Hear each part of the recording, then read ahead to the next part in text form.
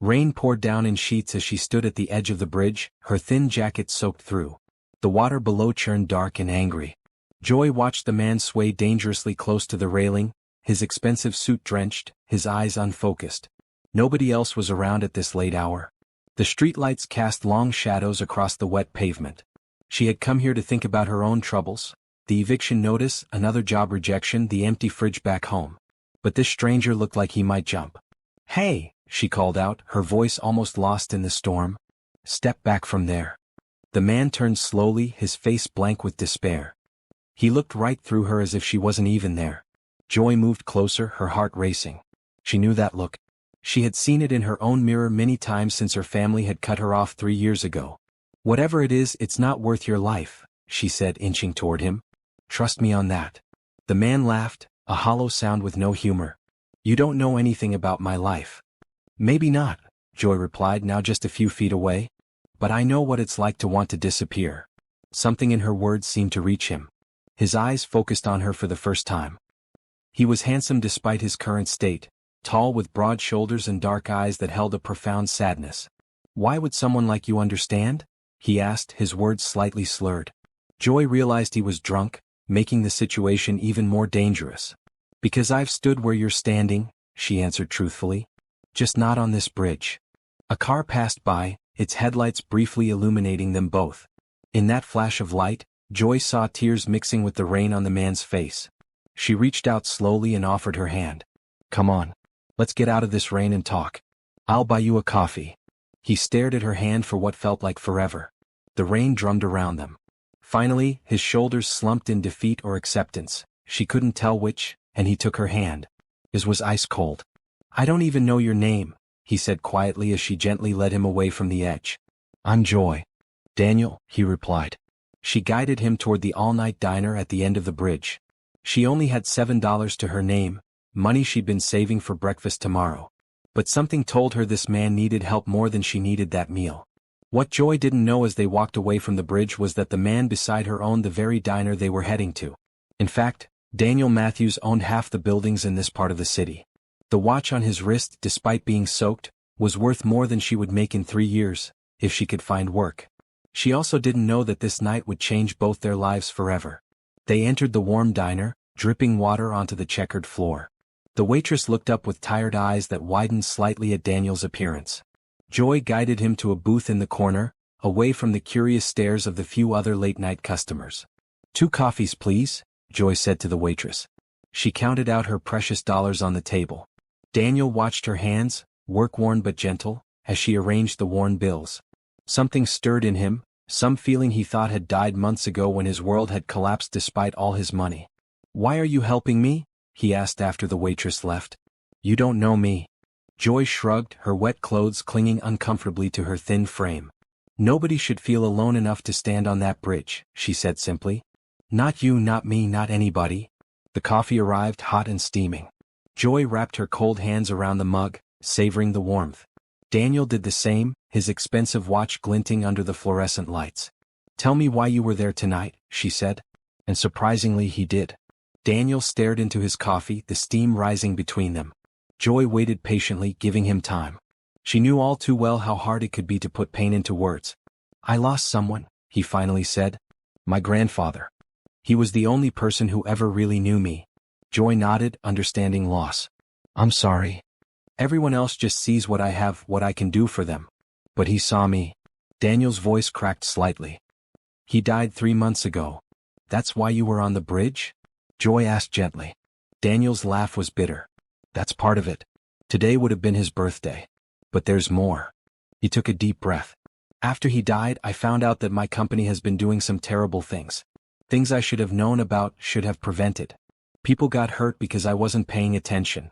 Joy didn't ask what kind of company or what kind of harm. It didn't matter right now. She just listened. "I could have stopped it if I'd been more involved instead of letting others run things while I—" He trailed off, looking ashamed. "While you what?" "While I traveled and bought things I didn't need and dated women who only wanted my money." The self-loathing in his voice was thick. Joy sipped her coffee, thinking. "So now what? Jumping off a bridge fixes any of that?" Daniel looked up, surprised by her directness. "No, but..." "But nothing," Joy interrupted. If you messed up, you fix it. If you hurt people, you make it right. Dying just means you never tried. Her words hung between them. Outside, the rain continued to beat against the windows, but it had softened now, more gentle than fierce. You make it sound simple, Daniel said. It's not simple. It's hard. Life is hard. Joy's eyes drifted to the window, her reflection ghostly against the dark glass. I lost my family 3 years ago. Not to death. They just decided I wasn't worth keeping around. Daniel's expression shifted to one of concern. What happened? Joy rarely talked about this with anyone, but tonight felt different. Something about this stranger made her want to share her story. I got pregnant at 19. The father left as soon as I told him. My parents had always been strict, but I thought. She swallowed hard. I thought they'd support me, help me. Instead, they called me terrible names and threw me out. Said I'd brought shame on them. Daniel's face darkened with anger on her behalf. That's cruel. It was, Joy agreed. But the worst part came later. I lost the baby at 5 months. Complications, they said. And when I called home, thinking maybe now they'd let me come back, my mother said it was for the best and hung up. She had to stop for a moment, the memory still painful after all this time.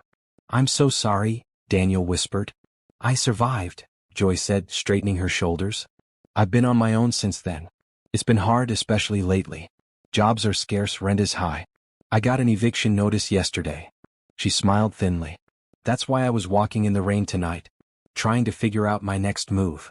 Daniel looked at her with new eyes.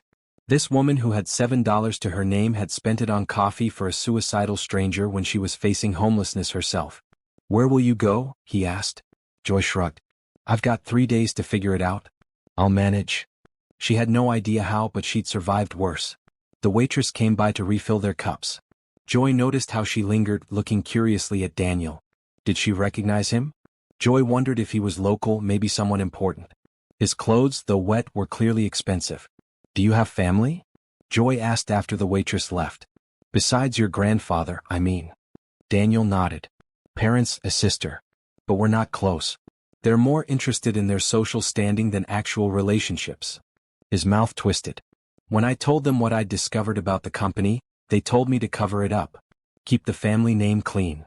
And you didn't want to do that? No, Daniel said firmly. I want to make it right, whatever it costs. That's what my grandfather would have expected of me. Joy smiled, a genuine smile that lit up her tired face. Then you're already doing better than you think. For the first time that night, Daniel smiled back. It transformed his face, making him look younger, more approachable. They talked until their coffee cups were empty again. The rain stopped. The diner clock showed 3:45 a.m. I should go, Joy said reluctantly. I've got some job applications to fill out tomorrow. Daniel nodded, suddenly awkward. Thank you. For stopping me. For listening. Just promise me you won't go back to that bridge, Joy said seriously. I promise. And he meant it. They stepped outside into the damp night air. The street was quiet, peaceful after the storm. Can I give you a ride home? Daniel asked, reaching for his phone. Joy shook her head. I'll walk. It's not far. She didn't want him to see the rundown building where she currently lived, at least for 3 more days. Daniel hesitated, then pulled out his wallet. Joy immediately stiffened. I don't want your money, she said, a flash of pride in her eyes. It's not. Daniel stopped himself. He had been about to offer her cash, thinking it would help with her situation. But he saw now that would be the wrong approach. This woman had her dignity. At least let me thank you properly. Have dinner with me tomorrow? He asked instead. Joy studied his face, looking for pity or worse. She saw only genuine gratitude and something else, respect, perhaps. Okay, she agreed. But someplace simple. They exchanged phone numbers, Joy using her old, cracked phone with the screen that sometimes froze. As they parted ways, neither knew that forces were already in motion that would test their newly formed connection. Neither knew that eyes had watched them in the diner, that pictures had been taken. And neither knew that Daniel's family had their own plans for his future. Plans that didn't include a poor woman who lived paycheck to paycheck, when she had a paycheck at all. Joy woke to sunlight streaming through her thin curtains and the persistent buzz of her phone. Groggily, she reached for it, squinting at the screen. 3 missed calls from numbers she didn't recognize and a text message from Daniel. Still on for dinner tonight? 7 p.m.? I'll send a car. The events of last night came rushing back. The bridge. The rain. The stranger who wasn't really a stranger anymore. She typed back a quick yes before dragging herself out of bed. Her studio apartment was tiny but clean. Joy took pride in keeping it neat despite its peeling paint and water stains on the ceiling. She glanced at the eviction notice still sitting on her small table and sighed. Time to face the day and its challenges. After a quick shower, she dressed in her best outfit for job hunting. Black pants that had seen better days and a blue blouse she'd found at a thrift store. She made coffee, savoring the smell since it would have to last her until tonight. Her cupboards were nearly bare. As she prepared to leave, her phone rang again. One of those unknown numbers. "Hello," she answered cautiously. "Is this Joy Wilson?" a crisp, professional voice asked. "Yes, who's calling?" "This is Margaret from Westside Investments. We received your application for our administrative assistant position. Are you available for an interview today at 2 p.m.? Joy almost dropped the phone. She'd applied for that job weeks ago and had given up hope. "Yes. Yes, I am definitely available," she said, trying to sound calm. "Excellent. We'll see you then." Joy did a little dance after hanging up. Maybe her luck was finally changing. The job paid well, enough to get a better apartment if she got it. She spent the morning researching the company and preparing for the interview. At 1:30, she set out for the Westside Investments building downtown. It was impressive, all glass and steel, rising 20 stories. Joy took a deep breath before entering, trying to calm her nerves. The receptionist directed her to the 14th floor. When the elevator doors opened, Joy stepped into a plush waiting area where a stern-looking woman sat behind a desk. "Joy Wilson for the 2 o'clock interview," she said with her most professional smile. The woman looked up, her expression unreadable. "Please have a seat. Miss Thompson will be with you shortly." Joy sat nervously, smoothing her pants and wishing she had something newer to wear. After 15 minutes, a door opened and a tall woman with perfectly styled hair emerged. "Ms. Wilson? I'm Elizabeth Thompson, HR Director. Please come in." The office was spacious with floor-to-ceiling windows offering a stunning view of the city. Joy tried not to look intimidated as she took the offered seat. "So, Ms. Wilson," Elizabeth began, reviewing a file. "Your application is quite interesting." Something in her tone made Joy uneasy. "You have gaps in your employment history," Elizabeth continued. "And no college degree."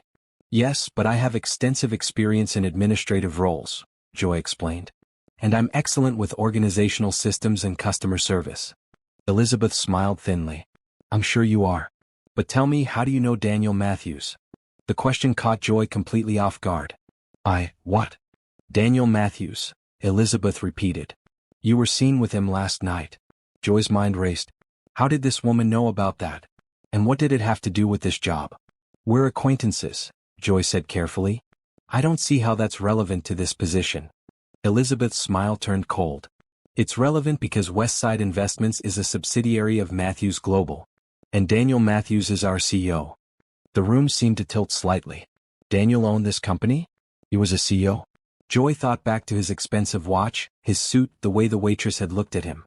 It made sense now, but why hadn't he said anything? "I didn't know," Joy said honestly. "We just met last night." Elizabeth studied her with shrewd eyes. "And yet, your application from weeks ago suddenly got flagged for immediate interview today. Interesting timing." Joy felt heat rising to her cheeks. "Are you suggesting I used a connection to get this interview? Because I didn't. I didn't even know who he was until you just told me." Elizabeth leaned forward. "Ms. Wilson, let me be direct. People like Daniel Matthews don't socialize with people like you without a reason. If you're trying to get close to him for financial gain, you should know the Matthews family protects their own." Anger flashed through Joy. "I have no idea what you're talking about. I met him by chance last night. If you must know, I helped him when he was in trouble. That's all." "Helped him?" Elizabeth looked skeptical. Joy stood up, gathering her purse. "I don't think I want this job after all. Not if this is how you treat people." As she turned to leave, Elizabeth called after her. "He's engaged, you know. The announcement is coming out next week. To Caroline Porter. They've been together for years." Joy froze, her hand on the doorknob. Engaged? Why would an engaged man ask her to dinner? Why would he have been alone on that bridge? It didn't make sense. "Thank you for your time," Joy said stiffly and walked out. She managed to keep her composure until she reached the street, then ducked into an alley to catch her breath. Her phone buzzed with a text from Daniel. "Looking forward to tonight. The car will pick you up at 6:30. Joy stared at the message, anger and confusion warring inside her. She'd spent her last dollars buying him coffee, listened to his problems, shared her own painful story, and he'd hidden who he was. Worse, he was apparently engaged to someone else. She typed back, "Dinner's off. Congratulations on your engagement."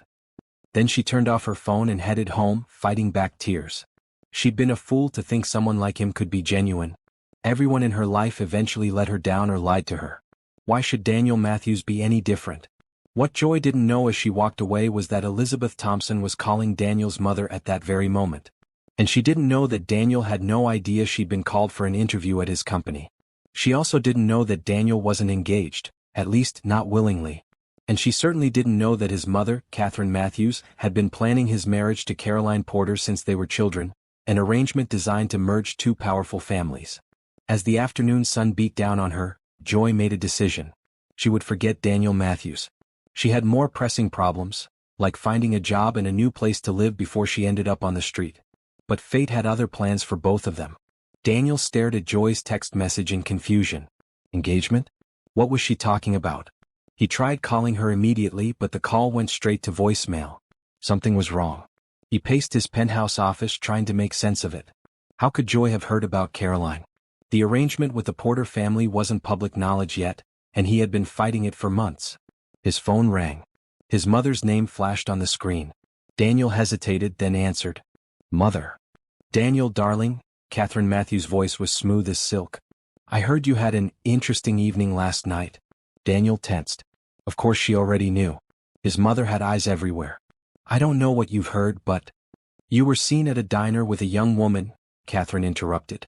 "After your concerning behavior on the bridge. Don't worry, we've made sure no photos will reach the press." Daniel gripped the phone tighter. "Were you having me followed?" "Of course not," Catherine replied, though her tone suggested otherwise. "But people talk, especially when they see the heir to Matthews Global in such a state. Your grandfather's death has clearly affected you more than we realized. Don't bring him into this," Daniel warned. "Fine." Catherine's voice hardened slightly. "But you should know your little friend came for a job interview at Westside today." "What?" Daniel was genuinely surprised. "Joy did. So that's her name." "Yes, Joy Wilson. Quite the coincidence that she applied weeks ago and suddenly got called in today, don't you think?" Daniel's mind raced. "Did you arrange this?" "I wanted to see what she was after," Catherine said coolly. "Elizabeth handled it. Apparently, Ms. Wilson was quite shocked to learn about your engagement to Caroline." Now it made sense. Joy's text, her anger. "What did you do?" Daniel demanded. "Nothing that wasn't going to become public next week anyway," Catherine replied.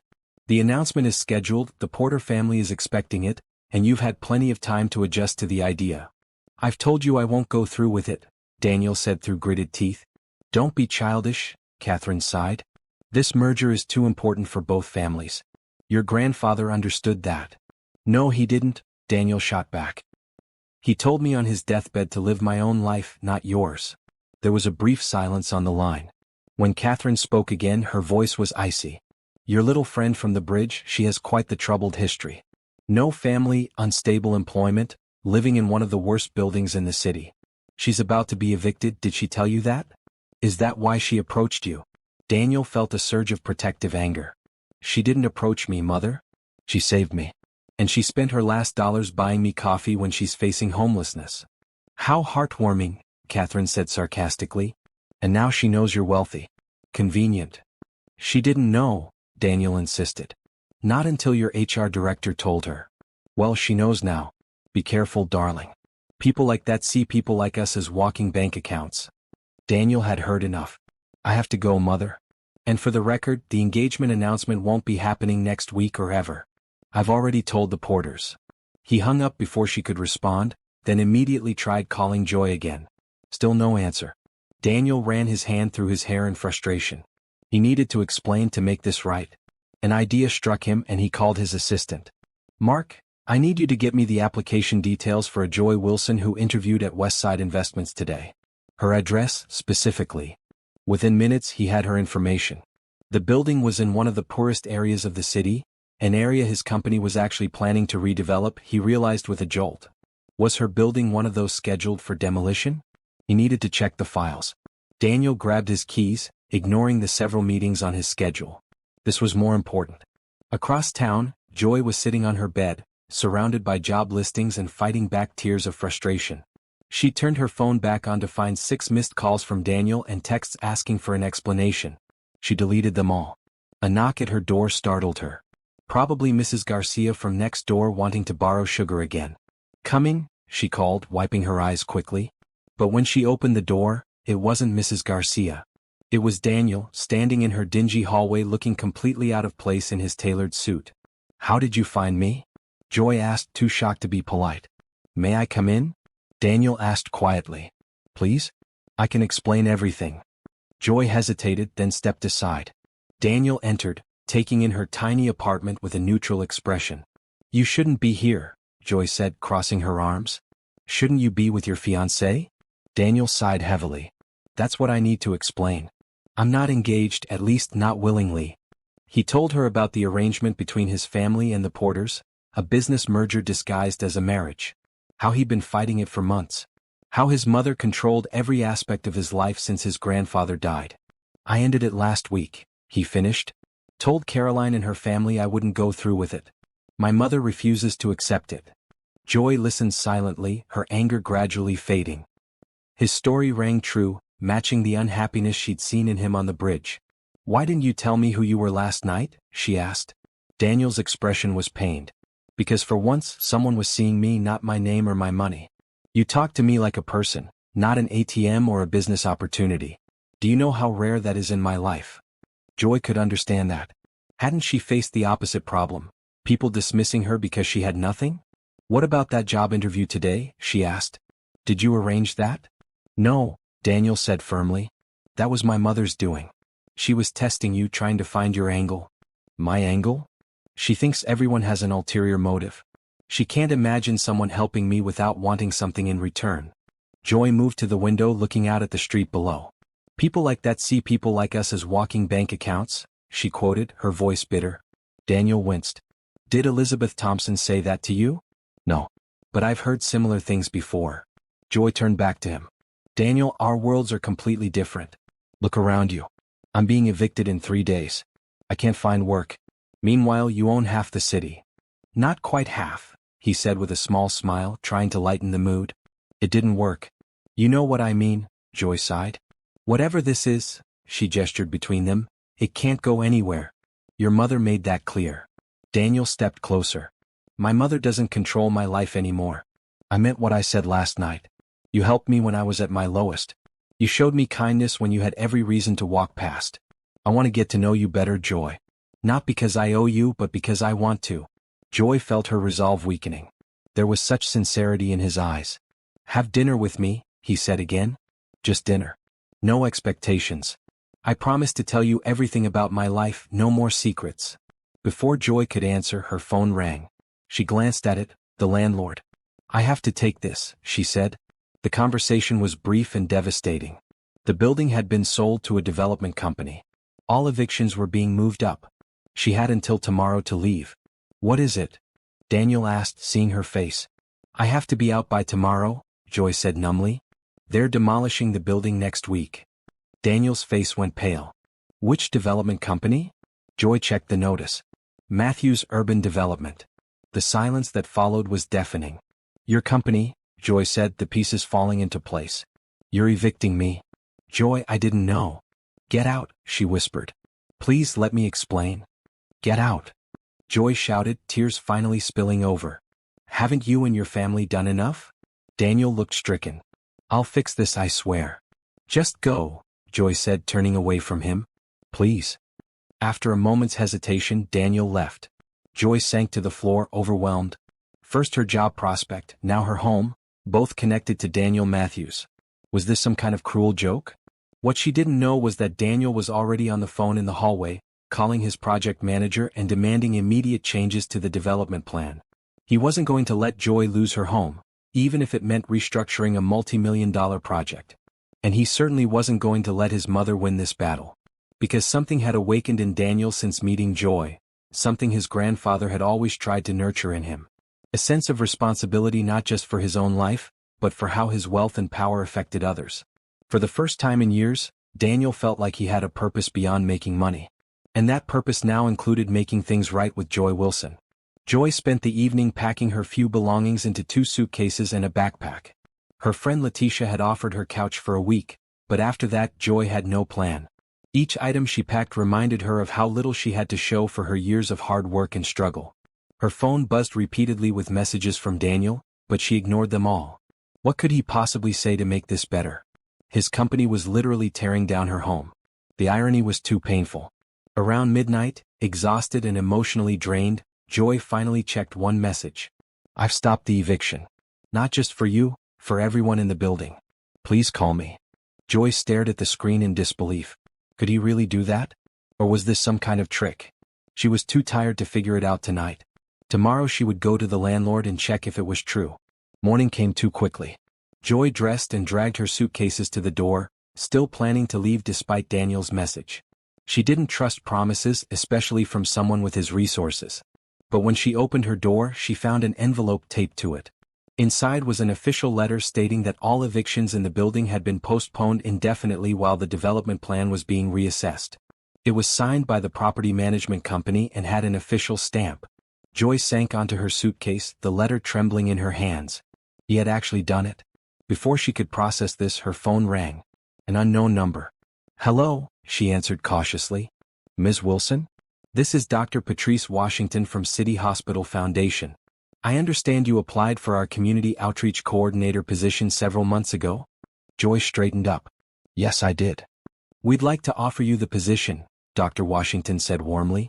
Your experience working with community organizations and your personal background make you an excellent fit for our outreach efforts in underserved neighborhoods. Joy could hardly believe what she was hearing. This job had been her dream, working to help others access healthcare, something she had struggled with herself. The salary is $52,000 annually with full benefits, Dr. Washington continued. Can you start Monday? Yes. Joy exclaimed. Absolutely. After ending the call, Joy sat in stunned silence. Her eviction postponed and her dream job offered on the same morning? It couldn't be coincidence. She called Daniel. He answered immediately. Joy, I'm so glad you called. Did you do this? She asked without preamble. The job at the hospital? There was a brief silence. I made a donation to their community outreach program, Daniel admitted. But I didn't tell them to hire you. I just asked them to review your application fairly. Dr. Washington made the decision herself. Joy wasn't sure how to feel. On one hand, she was grateful. On the other, she didn't want charity. And the evictions? She asked. That I did do, Daniel said, his voice firm. But not just for you. I looked into the project and realized we weren't providing adequate relocation assistance for residents. It was wrong, and I've put the entire development on hold until we create a better plan. Why? Joy pressed. Why are you doing all this? Because you were right, Daniel said simply. When you said if I messed up I should fix it.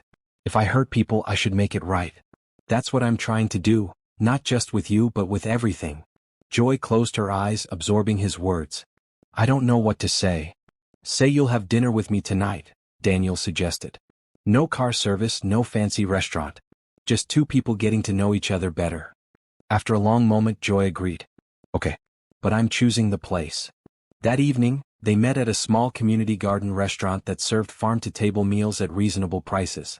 It was beautiful in its simplicity, string lights hanging from trees, mismatched tables and chairs, delicious food made with care. Daniel arrived in jeans and a simple button-down shirt, looking more relaxed than Joy had seen him. She had chosen a sundress, nothing fancy but pretty.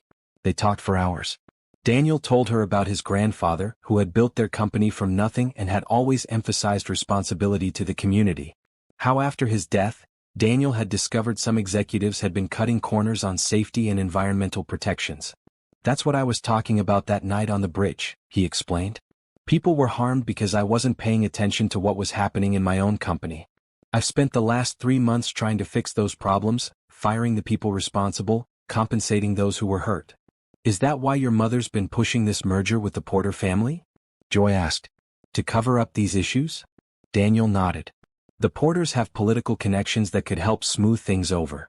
But I don't want to smooth things over, I want to make them right. Joy understood now why he had been on that bridge. The weight of responsibility, the conflict with his family, the guilt over what had happened. What about your eviction project? She asked. Daniel looked ashamed. I inherited several development projects when my grandfather died. I signed off on them without looking closely at the human impact. That was wrong. I'm going to do better. As the evening progressed, Joy found herself warming to this new version of Daniel, or perhaps the real Daniel, the one his grandfather had tried to nurture. He wasn't perfect, but he was trying to use his position to help rather than harm. Tell me more about this job you've gotten, Daniel said, genuinely interested. Community outreach? Joy's face lit up as she explained the work she would be doing, helping connect underserved communities with healthcare resources, organizing health fairs, working with local clinics. It's what I've always wanted to do, she admitted. Help people who are struggling the way I was. Daniel watched her with admiration. You're going to be amazing at it. As they parted that night, something had shifted between them. A tentative trust had formed, a connection that went deeper than their different backgrounds. Can I see you again? Daniel asked. Joy nodded. I'd like that. What neither of them noticed was the dark car parked across the street, or the camera capturing their goodbye. Catherine Matthews was not done trying to protect her family's interests, and in her mind, Joy Wilson was still a threat to everything she had planned. The next day, as Joy prepared for her new job, her phone pinged with a news alert. Her stomach dropped when she saw the headline, Matthews heirs slums it with mystery woman after breaking Porter engagement. There was a photo of her and Daniel from the previous night, his hand on her arm as they said goodbye. The article speculated wildly about her identity and suggested she was the reason for his erratic behavior since his grandfather's death. Joy's phone immediately began ringing. It was Dr. Washington from the hospital. Ms. Wilson, she said, her voice strained. I've just received a concerning call from one of our major donors about your hiring. Can you come in this afternoon to discuss the situation before you start on Monday? Joy's heart sank. Catherine Matthews was making her move. Daniel was in a board meeting when his assistant slipped him a tablet with the news article pulled up. His face darkened as he read it, noting the carefully constructed narrative that painted Joy as a gold digger who had ensnared him after his grandfather's death. Excuse me, he said, standing abruptly. Family emergency. He strode out, already dialing Joy's number. No answer. Next he called his lawyer. I need you to contact every outlet running this story, Daniel instructed. Threaten legal action for defamation. And find out who leaked this. While his lawyer went to work, Daniel tried Joy again. This time she answered, her voice tight with stress. Daniel, I can't talk right now. I have to meet with the hospital about my job. What happened? He asked, already suspecting the answer. Someone called them, Joy said quietly. A concerned donor, warning them about me. Daniel's jaw clenched. My mother. I have to go. They're waiting for me. Joy, wait, but she had already hung up. Daniel immediately called for his car. He knew exactly where his mother would be at this hour, the Matthews Foundation office, where she oversaw the family's charitable giving, including, he realized with growing anger, donations to City Hospital. 20 minutes later, he walked into his mother's elegant office without knocking. Catherine looked up from her desk, not at all surprised to see him. Daniel, darling. I was wondering when you'd stop by. Call off your attack dogs, he said without preamble. Now. Catherine raised an eyebrow. I don't know what you mean. The news story. The call to the hospital. All of it. Daniel placed both hands on her desk, leaning forward. You will not ruin Joy's life because you can't control mine. I'm merely protecting our family interests, Catherine said smoothly. This woman appears out of nowhere just as you're derailing plans years in the making. Surely you can understand my concern. You know exactly how we met, Daniel countered. Your spies told you everything. She helped me when I was at my lowest point, something my own family failed to do. Catherine's expression hardened. She's using you, Daniel. People like that always do. People like that, Daniel repeated, disgust in his voice. You mean people without money?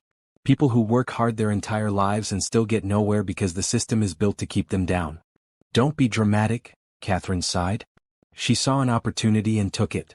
Daniel straightened up, suddenly calm. You know what? I'm done arguing. Call the hospital. Right now. Tell them you made a mistake. I will do no such thing. Then I'll call a press conference this afternoon, Daniel said evenly. I'll tell everyone how Matthews Global has been covering up safety violations that hurt workers. I'll detail exactly how we've been evicting low-income residents without proper compensation. And I'll explain how you tried to solve it all with a convenient marriage rather than actual accountability. Catherine's face went pale. You wouldn't dare. Wouldn't I? Daniel pulled out his phone. I'm calling the PR team right now to set it up. Stop. Catherine held up her hand. You win this round. I'll call the hospital. Daniel watched as she made the call, her voice pleasant and apologetic as she explained that there had been a misunderstanding regarding Joy Wilson. When she hung up, her eyes were cold. You're making a mistake, Daniel. She's not one of us. Thank God for that, Daniel replied, turning to leave. Oh, and Mother? If you ever try to hurt Joy again, I'll do more than threaten a press conference. I'll take control of the company completely and remove you from the board. Grandfather left me that power, remember? As he walked out, Daniel felt a weight lifting from his shoulders. For too long he had allowed his mother and the family interests to dictate his actions. No more. Across town, Joy sat nervously in Dr. Washington's office, waiting for the verdict on her employment. The older woman had excused herself to take a phone call 10 minutes ago, leaving Joy to wonder if her dream job was already over before it began. The door opened and Dr. Washington returned, her expression unreadable. Well, Ms. Wilson, she began, taking her seat. It seems there was a misunderstanding. Joy's heart sank. Here it comes, the polite dismissal. Mrs. Matthews just called to clarify that her earlier concerns were unfounded, Dr. Washington continued, surprising Joy. She actually spoke quite highly of your character and potential contribution to our organization. Joy blinked in confusion. She did? Indeed. Dr. Washington smiled warmly. So, unless you've changed your mind, we look forward to having you start on Monday. No. I mean, yes, I still want the job, Joy said quickly. Thank you for giving me a chance. You earned this position on your own merits, Ms. Wilson. I don't make hiring decisions based on gossip or pressure from donors. As Joy left the hospital, she found Daniel waiting beside his car in the parking lot. His face lit up when he saw her, and he moved forward to meet her. How did it go? He asked anxiously. I still have the job, Joy told him, still processing what had happened.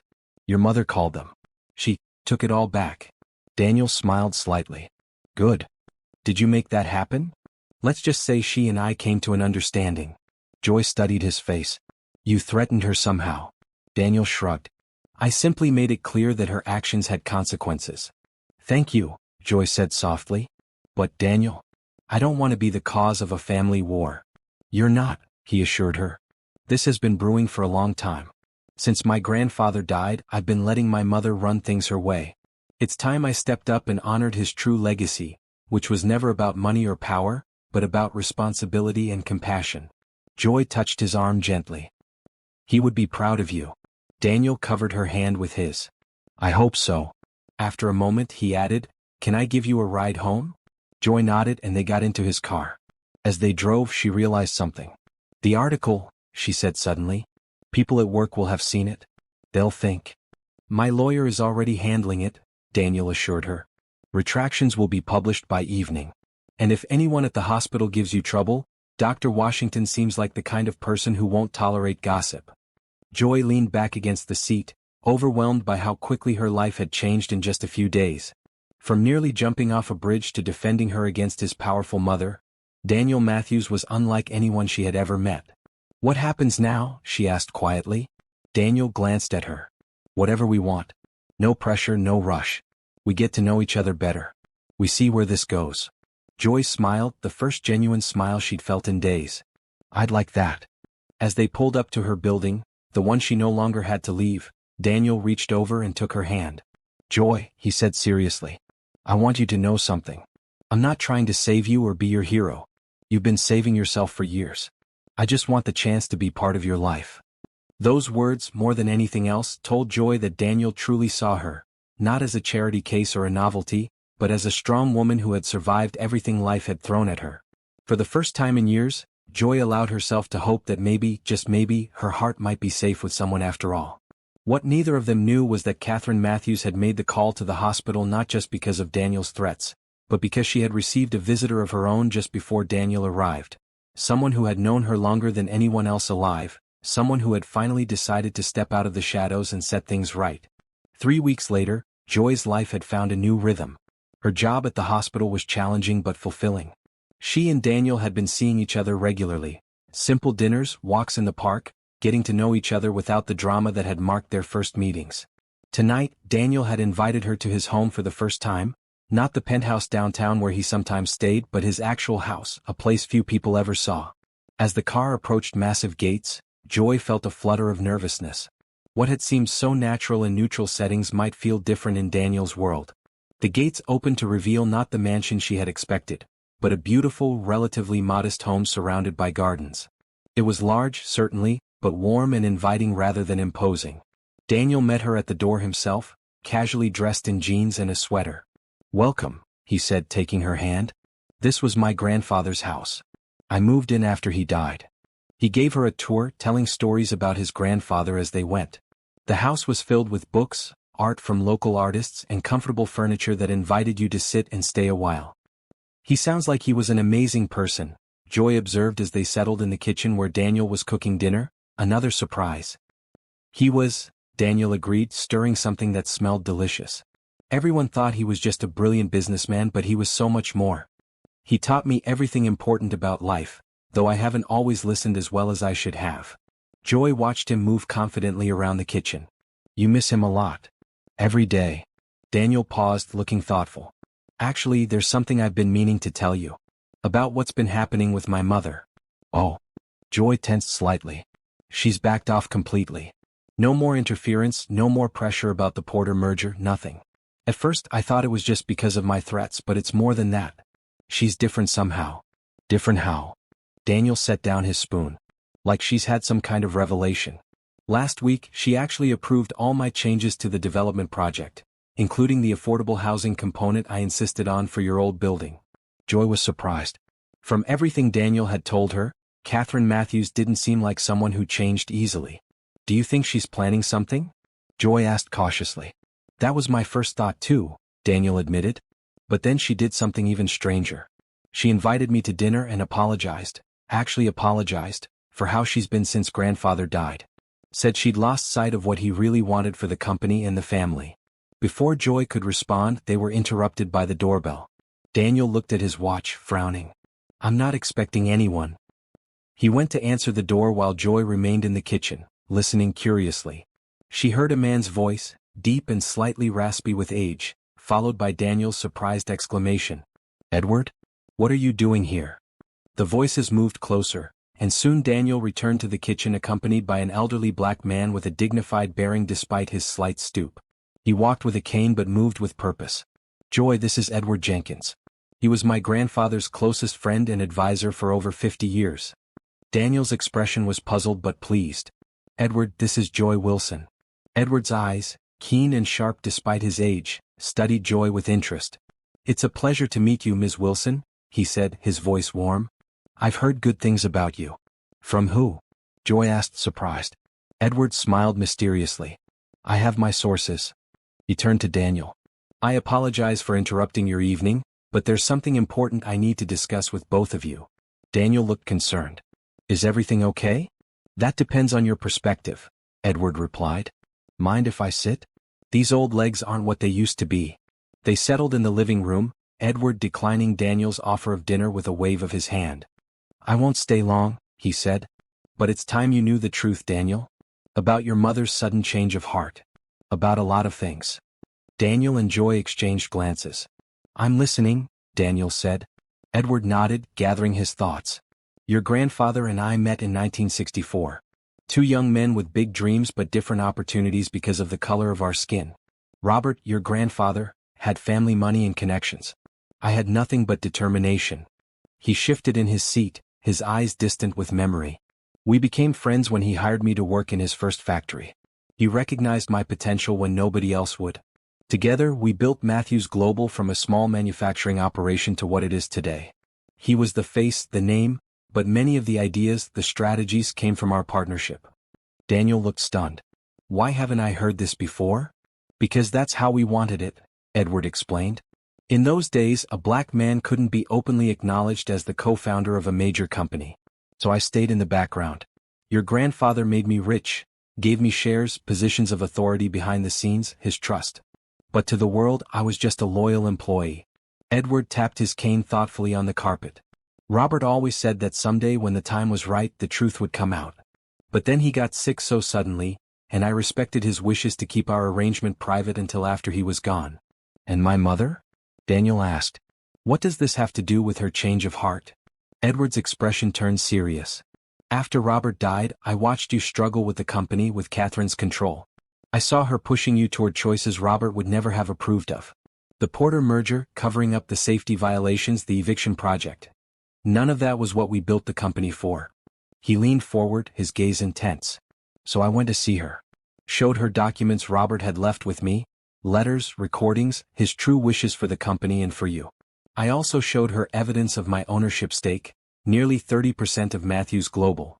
Edward smiled slightly at Daniel's shocked expression. Yes, I've been a silent partner all these years.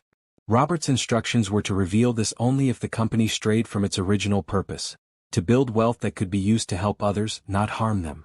Joy was fascinated by this unexpected turn of events. So you're the reason she backed off? The reason she called the hospital? Edward nodded. I made it clear that if she continued on her path, I would go public with everything. My role in the company, Robert's true intentions, the cover-ups. The Matthews name would be forever changed. She had no choice but to step back. Daniel seemed to be processing this enormous revelation. All these years, you were there helping shape everything. Why didn't grandfather tell me? He was going to, Edward said gently. That last week before the stroke. He had it all planned out. He wanted to introduce us properly to prepare you for the truth. A silence fell over the room as Daniel absorbed this information. Finally he asked, why tell me now? Why tonight? Edward's eyes crinkled with a smile as he looked between Daniel and Joy. Because I've been watching you these past weeks. The changes you're making at the company, the way you've stood up to Catherine. And most importantly, how you've handled this relationship. He nodded toward Joy. When I heard how you two met, a poor young woman helping a rich man in distress, with no idea who he was or what he could do for her, it reminded me of something. What? Joy asked. My late wife Josephine, Edward said softly. She found me drunk in an alley in 1963, after I'd been beaten up for trying to eat at a whites-only restaurant. She helped me, patched me up, gave me a place to stay, even though she had almost nothing herself. That kindness changed my life. He looked directly at Joy. Sound familiar? Joy felt warmth spread through her chest. This man understood what had happened on that bridge in a way no one else could. Joy reminded me of what's important, Daniel said quietly. Just like Josephine did for you. Edward nodded. Exactly. And that's why I knew it was time. Robert would have loved her, you know. He always said true character shows in how people treat others when there's nothing to gain. He stood up slowly, leaning on his cane. I should go. I've given you a lot to think about. Daniel rose quickly. Stay for dinner. Please. I have so many questions. Edward smiled. Another time. I've done what I came to do. He turned to Joy. It was a pleasure to meet you, Ms. Wilson. I have a feeling we'll be seeing more of each other. As Daniel walked him to the door, Joy remained in the living room, trying to process everything she'd just heard. This elderly man had changed the course of events with a single conversation. Had essentially saved her job, her home, and perhaps even her relationship with Daniel. When Daniel returned, his expression was a mix of wonder and confusion. Did you know? Joy asked. Any of it? Not a clue, Daniel admitted, sinking back onto the couch beside her. Though it explains so much. Grandfather was always secretive about certain aspects of the business. And he often mentioned Edward, but I had no idea they were so close. Or that Edward owned nearly a third of our company. What will you do now? Joy asked gently. Daniel took her hand. Everything I've been trying to do, but better. With Edward's support, we can really transform Matthews Global into the force for good my grandfather and he intended it to be. He brought her hand to his lips, kissing it softly. And I want you by my side while I do it. Your perspective, your experience, I need that. Not as an employee or a charity case, but as my partner. Joy's heart swelled at his words. Partner? In every way, Daniel said, his eyes meeting hers. If you'll have me. Joy thought about everything that had happened since that rainy night on the bridge. How her life had transformed in ways she could never have imagined. But more importantly, how Daniel had grown, had fought for what was right, had fought for her. I think, she said slowly, that your grandfather and Edward would be very proud of the man you're becoming.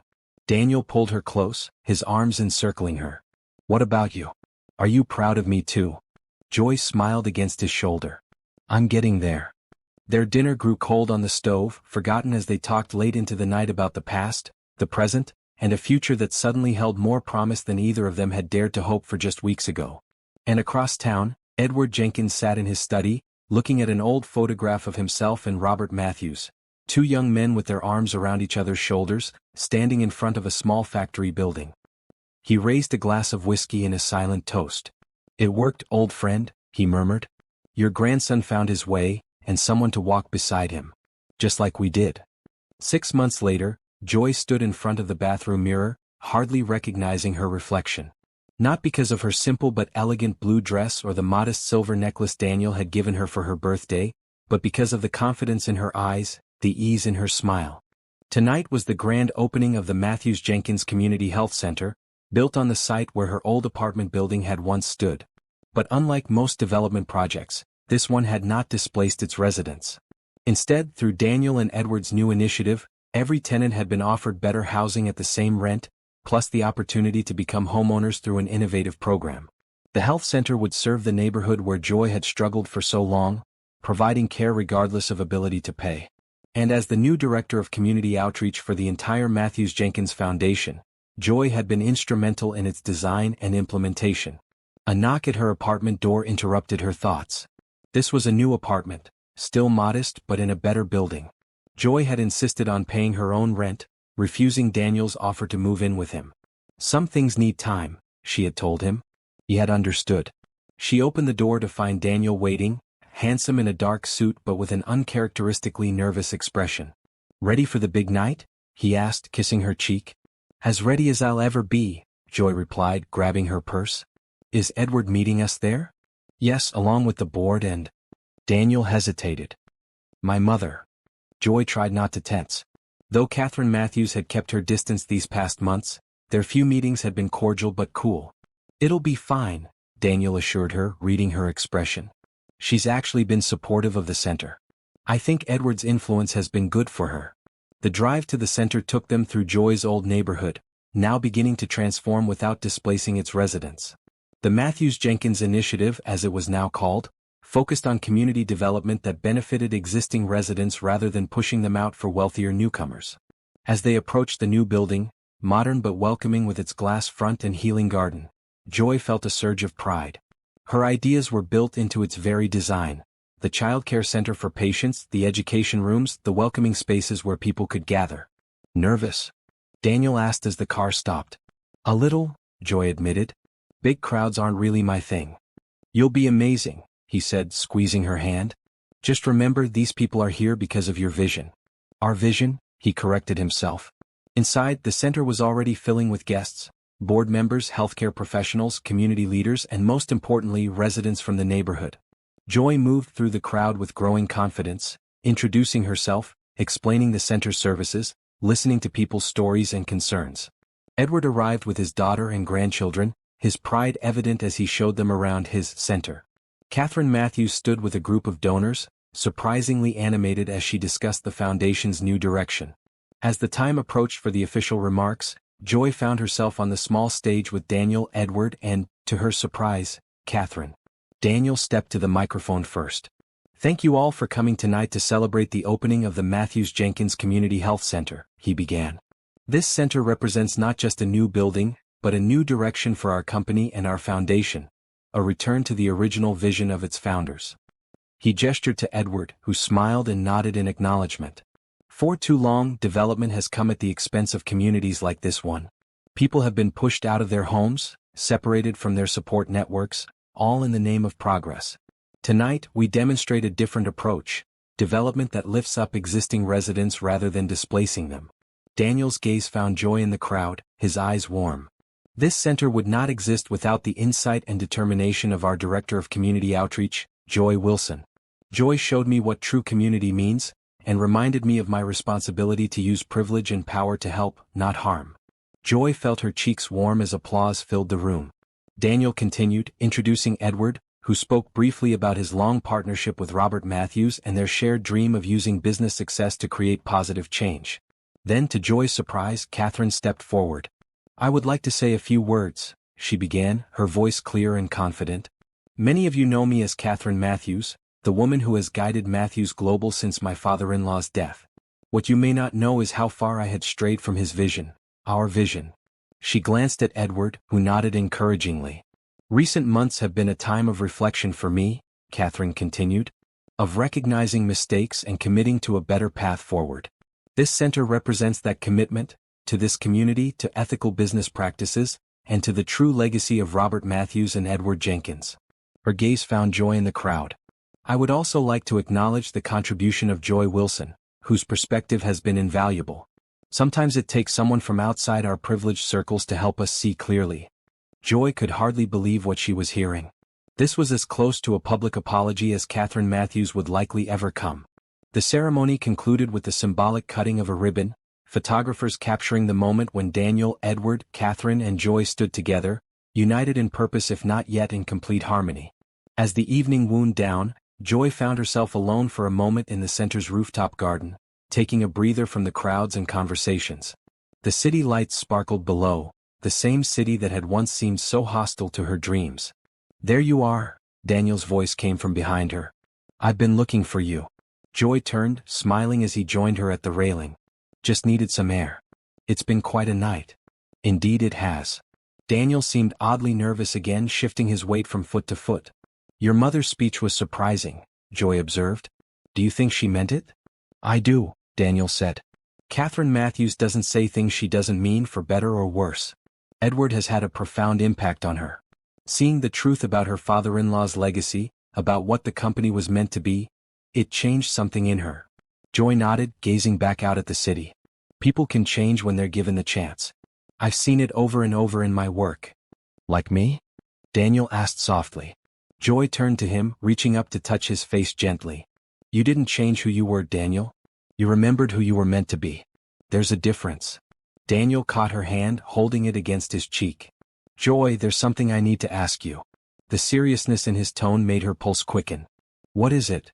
To her amazement, Daniel lowered himself to one knee, still holding her hand. From his pocket he produced a small velvet box. "Joy Wilson," he said, his voice steady despite the emotion in his eyes, "you found me on the darkest night of my life and showed me a path back to myself. You challenged me, inspired me and loved me, not for my name or my wealth but for who I truly am." He opened the box, revealing a ring, beautiful but not ostentatious, with a diamond surrounded by smaller sapphires that matched her eyes. "I don't want to live another day without you by my side. Will you marry me?" Joy felt tears welling in her eyes, tears of joy after so many years of sorrow. This man kneeling before her had seen her at her lowest, had respected her pride and her strength, had fought for her against his own family. And she had seen him at his lowest too, had watched him grow into the leader and the man his grandfather and Edward had always believed he could be. "Yes," she said simply, her voice full of certainty. "Yes, I will marry you." Daniel slipped the ring onto her finger, then stood and pulled her into his arms, kissing her deeply as the city lights twinkled around them. Neither of them noticed the door to the garden opening quietly, or Edward and Catherine standing there, watching the moment unfold. "Robert would be pleased," Edward said softly. Catherine nodded, a complex mixture of emotions on her face. "Yes," she agreed after a moment. "I believe he would." As they discreetly withdrew, leaving the couple to their private moment, Joy and Daniel remained wrapped in each other's arms, the past behind them and the future, bright with promise, stretching out before them. What had begun on a bridge in the rain had led them here, to a different kind of bridge, one between worlds, between experiences, between hearts. A bridge neither of them would ever have to cross alone again. 1 year after their engagement, Joy stood in a dressing room at Edward's estate, where she and Daniel had chosen to hold their wedding. The ceremony would be intimate, only their closest friends and family in attendance. "You look beautiful," Letitia said, adjusting Joy's simple but elegant gown. As her oldest friend and now the assistant director of the community outreach program, Letitia had been by Joy's side through every step of this journey. Joy studied her reflection, barely recognizing the confident woman looking back at her. The past year had been one of growth and change, establishing new programs through the foundation, expanding the health center services, and building a life with Daniel based on mutual respect and shared purpose. A knock at the door interrupted her thoughts. "Joy." It was Catherine's voice. "May I come in?" Joy and Letitia exchanged surprised glances. Though Catherine had gradually warmed to Joy over the past year, they were still forming their relationship one careful step at a time. "Of course," Joy called. Catherine entered, elegant as always in a pale blue dress. Her expression was unusually soft as she took in Joy's appearance. "You look lovely," she said simply. "Thank you," Joy replied. "Is everything okay?" Catherine nodded to Letitia, who tactfully excused herself, leaving the two women alone. "I wanted to give you something," Catherine said, holding out a small velvet box. It belonged to Robert's mother, Daniel's great-grandmother. Joy opened the box to find a delicate sapphire and diamond bracelet that matched her engagement ring perfectly. "Catherine, I can't accept this," Joy began, but the older woman cut her off gently. "Yes, you can. And you will." Catherine's tone was firm but not unkind. It was Robert's wish that it go to the woman Daniel would eventually marry. "He left instructions with Edward." Joy looked up in surprise. "He did?" Catherine smiled slightly. "My father-in-law was apparently quite the matchmaker from beyond the grave. Edward has been sharing more of Robert's writings and recordings with me. He had great hopes for Daniel, and concerns about my influence." There was a hint of regret in her voice that Joy had never heard before. "He wanted Daniel to find someone strong," Catherine continued. "Someone who would love him for himself, not his position or wealth. Someone who would challenge him to be better." Joy carefully took the bracelet from its box. "And you think I'm that person?" "I know you are," Catherine said simply. "I was wrong about you, Joy. Wrong in ways I'm still coming to understand."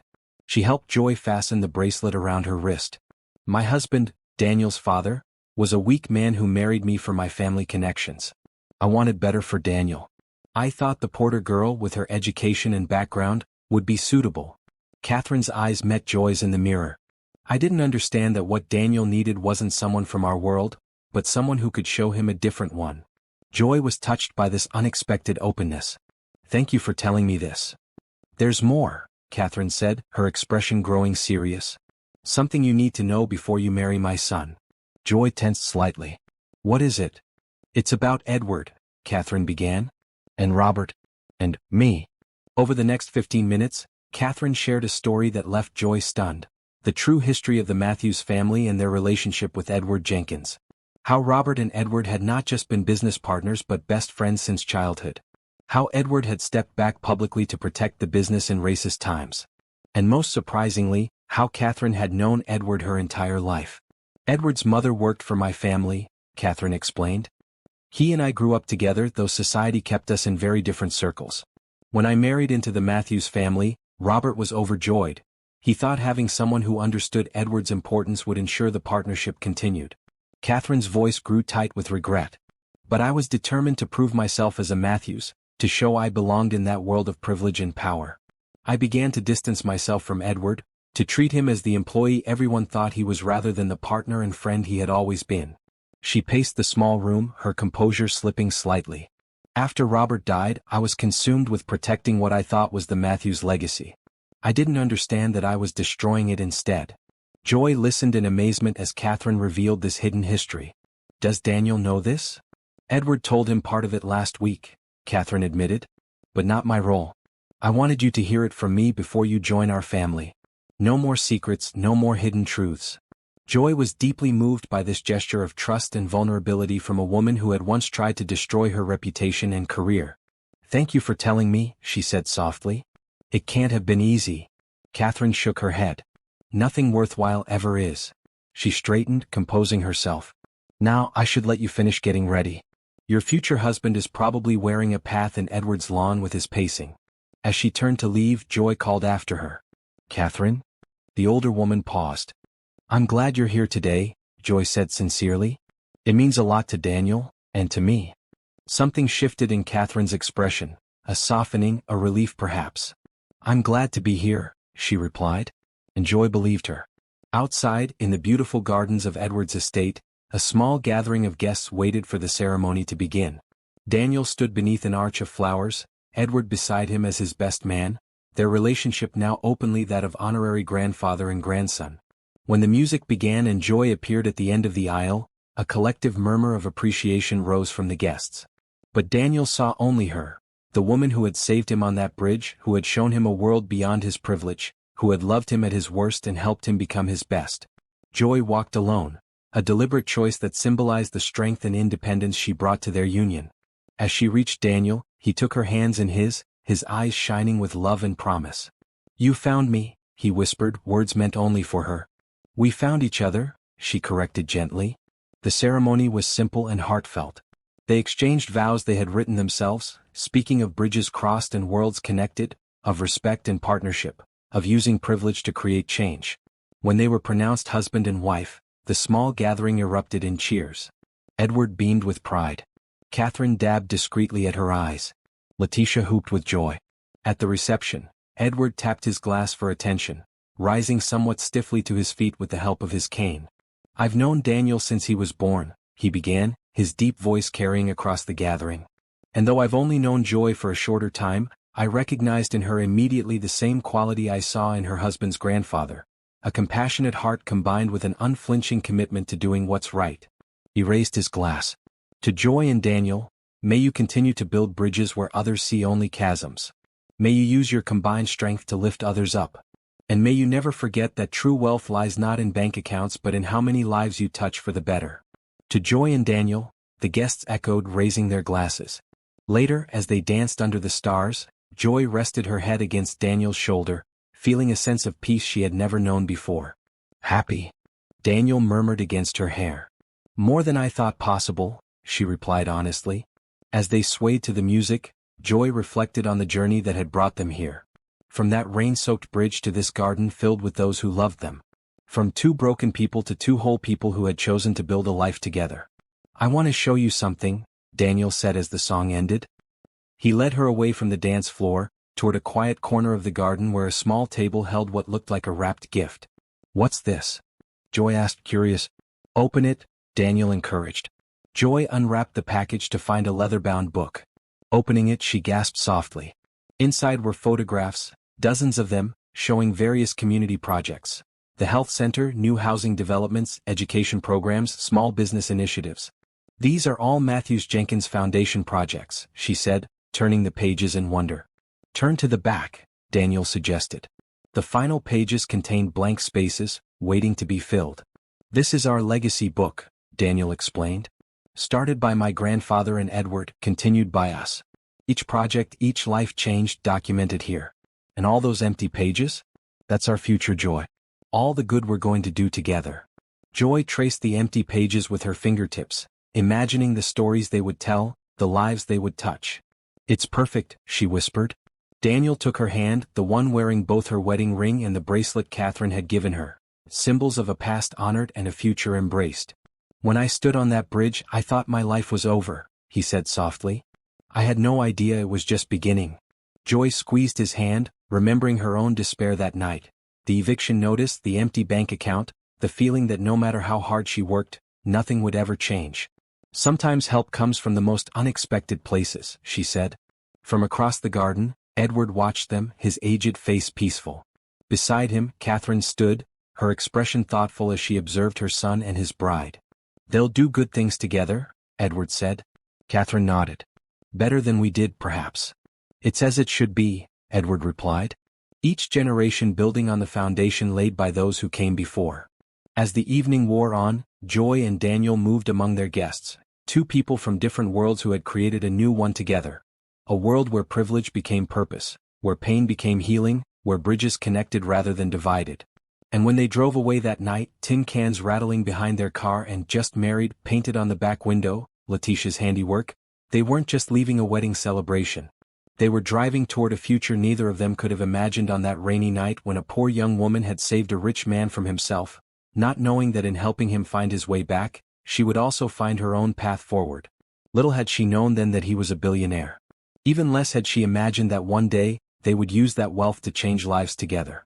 But the greatest fortune they shared wasn't measured in dollars, it was measured in trust, in respect, and in a love that had begun with simple kindness on a bridge between two worlds. 5 years later, Joy sat on a bench in the garden of the Matthews Jenkins Community Center, watching as Daniel chased their 3-year-old daughter, Roberta, named after his grandfather, around the playground. The little girl's laughter rang out, bright and clear in the summer air. So much had changed in those 5 years. The foundation now operated community centers in 12 cities, each one designed with input from local residents. The Affordable Housing Initiative had become a model studied by urban planners worldwide. And the Matthews Global Company had transformed its business practices, becoming a leader in ethical corporate behavior. Joy's own role had evolved as well. From community outreach director to full partner in all foundation activities, she now co-chaired the board with Daniel. Her perspective, shaped by her years of struggle, remained essential to their mission. "Mama, look," Roberta called, climbing to the top of the slide. "I'm high up." "I see you, baby," Joy called back, smiling as Daniel hovered protectively at the bottom of the slide. A shadow fell across the bench, and Joy looked up to find Catherine standing there, more casual than she would have been years ago in slacks and a simple blouse. "Mind if I join you?" she asked. "Please," Joy said, moving over to make room. They had developed an unexpected friendship over the years, built first on mutual respect for Daniel's sake, then gradually on genuine appreciation for each other's strengths. "Edward called this morning," Catherine said. "He's feeling much better after his surgery. The doctors say he can come home next week." Joy sighed with relief. At 85, Edward's recent heart surgery had worried them all. "That's wonderful news." "Indeed." Catherine watched her granddaughter play with her son, her expression softening. "She looks more like you every day. But she has the Matthews determination," Joy observed with a smile. "And your eye for detail." Catherine laughed softly. "Poor child, carrying all our traits." "I think she'll manage just fine," Joy replied, watching as Daniel helped Roberta down the slide, their heads bent together in conversation. For a moment, both women sat in companionable silence, appreciating the scene before them. "I never thought my life would turn out this way," Catherine admitted after a while. "After Robert died, I was so focused on maintaining control, on what I thought was protecting our legacy." "And now?" Joy asked gently. Catherine gestured toward Daniel and Roberta. "Now I understand what legacy truly means. It's not about buildings with our name on them or money in the bank. It's about the lives we touch, the good we do, the values we pass on." Joy nodded, thinking of the leather-bound book Daniel had given her on their wedding day. It was nearly full now, with only a few blank pages remaining. Soon they would start a new volume. "Joy, Catherine, come see what Roberta can do," Daniel called, waving them over. As they rose to join father and daughter, Catherine touched Joy's arm lightly. "Thank you," she said simply. "For what?" Joy asked, surprised. "For saving my son. Not just that night on the bridge, but every day since." Joy shook her head. "We saved each other," she corrected gently. "And together we're trying to save a little corner of the world." Catherine smiled, a genuine smile that transformed her once stern face. "Yes, I believe you are." They crossed the garden to where Daniel was now helping Roberta build a sand castle, the little girl directing the operation with adorable seriousness. "Grandma, come help," Roberta called, spotting Catherine. As Catherine knelt in the sand, designer slacks and all, to assist her granddaughter, Joy felt Daniel's arms slip around her waist. "Happy?" he whispered, echoing the question he had asked on their wedding night. Joy looked around at the community center bustling with activity, at Catherine bonding with their daughter, at the life they had built together. A life dedicated to making a difference. "Beyond happy," she replied, leaning into his embrace. "Grateful." Daniel pressed a kiss to her temple. "Me too. Every single day." Later that evening, after Roberta was tucked in bed with Catherine volunteering to stay and watch her while they went out, Joy and Daniel found themselves walking across the same bridge where they had first met. It had become something of an anniversary tradition for them. They stopped at the spot where Joy had found Daniel that rainy night, now marked by a small discreet plaque that read simply, "Where a journey began." "Do you ever think about how different our lives would be if you hadn't been walking here that night?" Daniel asked, his arm around her shoulders. Joy considered this. "Sometimes. But I believe we were meant to find each other, one way or another." Daniel smiled, pulling her closer. "The poor woman and the billionaire. Who would have thought?" "Not me," Joy laughed. "But then again, I didn't know you were a billionaire. I just thought you were a man who needed help." "I was," Daniel said seriously. "More than I even realized." They stood together, watching the city lights reflect on the water below. The bridge that had once been a place of despair for both of them had become a symbol of hope, of the connections possible between different worlds, different experiences. "Ready to go home?" Daniel asked after a while. Joy nodded, taking his hand. They walked back across the bridge together, leaving behind the spot where their story began but carrying its lessons with them. The abandoned young woman and the troubled billionaire had found in each other not just love, but purpose. And in that purpose, they had built a legacy greater than either could have imagined on that rain-soaked night when two worlds collided, and two hearts began to heal.